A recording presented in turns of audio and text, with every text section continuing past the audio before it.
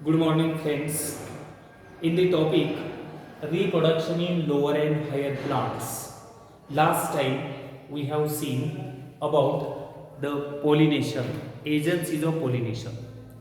Now the point is outbreeding devices किंवा contrivances.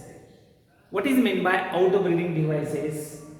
The mechanism that discourage or prevent the self-pollination, that is known as outbreeding devices. वनस्पतीमध्ये जी यंत्रणा self पॉलिनेशनला प्रतिबंध करण्यासाठी निर्माण होते त्याला आउटब्रीडिंग डिव्हाइसेस असं म्हणतात. नाउ टू प्रमोट क्रॉस पॉलिनेशनला उत्तेजन देण्यासाठी and increase genetic diversity many plants have evolved the number of or variety of sexual strategies. Cross pollination होण्यासाठी आणि जेनेटिक डायव्हर्सिटी निर्माण करण्यासाठी वनस्पतीमध्ये वेगवेगळ्या प्रकारची स्ट्रॅटेजीज निर्माण होतात. आता genetic diversity is very essential factor for evolution by natural selection. Genetic diversity ही उत्क्रांती घडण्यासाठी अत्यंत महत्त्वाची आहे. As well as the continued self pollination results in inbreeding depression. सतत जर सेल्फ पॉलिनेशन झालं तर इनब्रीडिंग डिप्रेशन म्हणजे ती जी ठराविक जात आहे किंवा स्पेसीज आहे त्याच्यातली वैशिष्ट्य ही डिप्रेस होत जातात, कमकुवत बनत जातात. So cross pollination is very important and it produces genetic diversity. लक्षात आलं? आउटब्रीडिंग डिव्हाइसेस म्हणजे काय? It is the mechanism that is used to prevent the self pollination. Self pollination टाळण्यासाठी जे मेकॅनिझम, जी यंत्रणा निर्माण होते फुलामध्ये त्याला आउटब्रीडिंग डिव्हाइसेस म्हणतात. Which are the examples of outbreeding devices? त्याच्यामध्ये पहिलं बघा, unisexuality. It means plants bear either male or female flowers. वनस्पतीमध्ये मेल आणि फिमेल फ्लावर जेव्हा वेगळी असतात तेव्हा त्याला युनिसेक्शुअलिटी असं म्हणतात. When only stamens are present that is called as male flower. When carpels are present that is known as female flower and that condition is unisexual condition. It is also called as dioecism. ह्यालाच dioecism असं सुद्धा म्हणतात.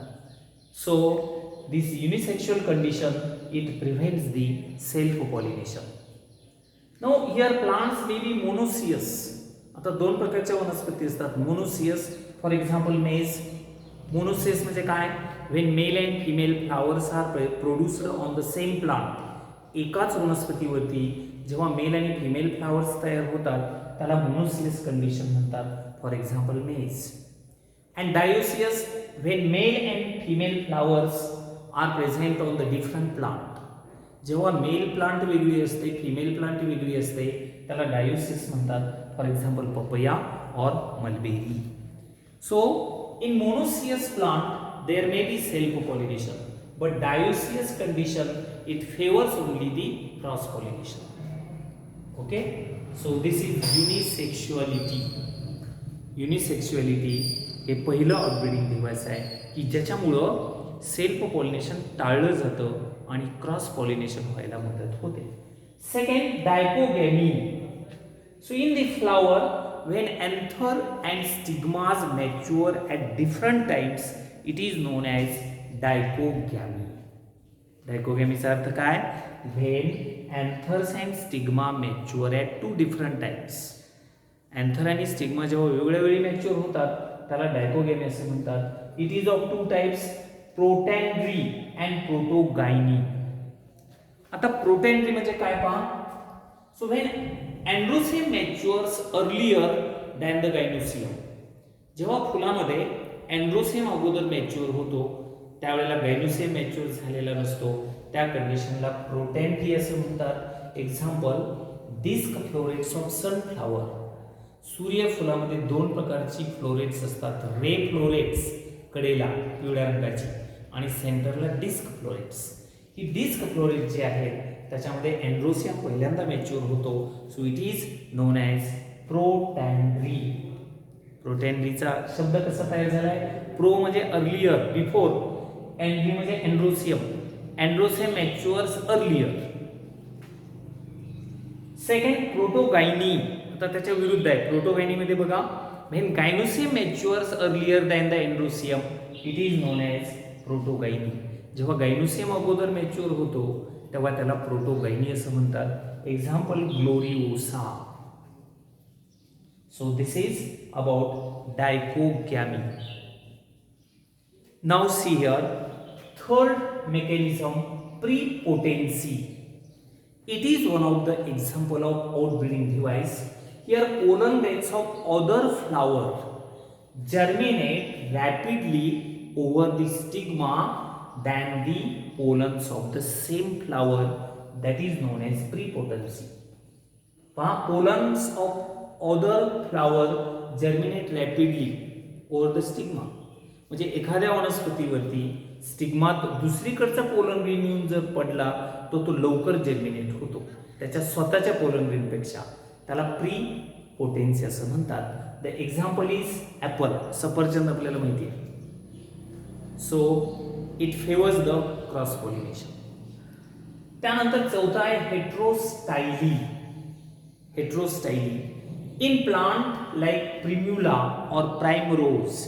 Primrose नावाच्या वनस्पतीमध्ये the stigmas and anthers are placed at two different levels.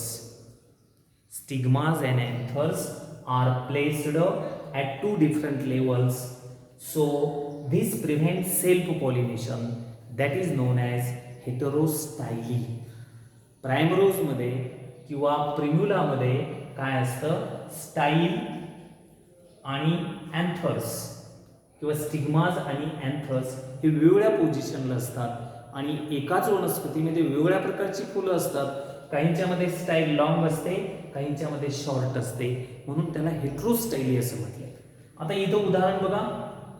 Suppose here the style is long, stigma is at higher position and anthers are below. Here anthers are above, stigma is lower. So here what happens? The pollen grains produced from that anther transferred to the same level. There is cross pollination. इथल्या इथं pollination होत नाही. So it is the outbreeding device to prevent the self pollination. आलं लक्षात? Heterostyly. Styles of different length. Hetero म्हणजे different, style म्हणजे style different, वेगवेगळ्या लांबीची असते म्हणून त्याला हेट्रोस्टायली म्हटलं जातं. आता पाचवा प्रकार आहे हर्कोगॅमी. हर्कोगॅमी म्हणजे काय? The mechanical device. It is the mechanical device to prevent the self pollination. Self pollination टाळण्यासाठी या वनस्पतींच्या मध्ये काही यंत्रणा तयार झालेली असते. For example here natural physical barrier is developed between the two sex organs. दोन सेक्स ऑर्गनच्या मध्ये एक बॅरियर, फिजिकल अडथळा, शारीरिक अडथळा निर्माण झालेला असतो to prevent and avoid the contact of pollens with the stigma of the same flower. त्याच फुलामधले पोलन ग्रेन्स ते स्टिग्मावरती जाऊन पडू शकत नाहीत, अशा प्रकारचा अडथळा क्रिएट झालेला असतो, त्याला हर्कोगेमी म्हणतात. For example calotropis. तर कॅलोट्रॉपीज म्हणजे काय? रुई. रुईच्या याच्यामध्ये कसं असतं? There is a pentangular stigma present above the level of the anther. अँथरच्या लेवलपेक्षा वरच्या बाजूला पेंटॅग्युलर स्टिग्मा असतो. त्या अँथरमधले पोलन ग्रेन्स त्या स्टिग्मावरती जाऊन पडू शकत नाहीत. So it prevent the self pollination. Herkogamy. Self pollination टाळण्यासाठी वनस्पतीमध्ये हा एक बदल झालेला असतो, त्याला हर्कोगॅमी म्हणतात. त्याचं उदाहरण आहे कॅलोट्रॉपीज. आता शेवटचं सेल्फ इन कॉम्पॅटिबिलिटी. त्याला सेल्फ स्टरिलिटी असं म्हणतात.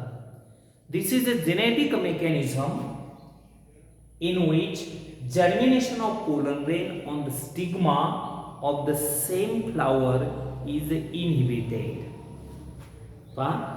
Germination of pollen grains on the stigma of the same flower is inhibited, that is self sterility. एकाच फुलामध्ये तयार झालेले पोलन ग्रेन्स त्याच्या स्टिग्मावरती जर्मिनेट होत नाहीत. जर्मिनेशन टाळलं जातं, त्यालाच म्हणतात self incompatibility. For example, tobacco, thea, or orchids. So these are the various types of outbreeding devices.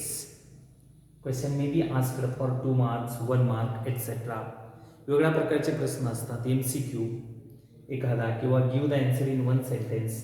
ह्यात भरपूर उदाहरणं आहेत, त्याच्यामुळे अगदी बारीक हे वाचायला पाहिजे. इथे या मुद्द्यामध्ये आउटब्रीडिंग डिव्हाइसेस म्हणजे काय, त्याची व्याख्या, एक्झाम्पल्समध्ये युनिसेक्शुअलिटी, त्याचं एक्झाम्पल, डायकोगॅमी, त्याच्यामध्ये पुन्हा 2 प्रकार, प्रोटॅन्डी, प्रोटोगायनी, त्याची एक्झाम्पल्स, प्रीपोटेन्सी म्हणजे काय, त्याचं example, heterostyly, herkogamy and self incompatibility. त्यामुळे हा एक मुद्दा वाचून तयार करायचा. Next time will going to see the pollen pistil interaction. पुढच्या पिरियडमध्ये आपल्याला बघायचं आहे पोलन आणि पिस्टिल याच्यामध्ये काय इंटरॅक्शन असते, काय अन्योन्य क्रिया असते. That is the point, pollen pistil interactions. Thanks.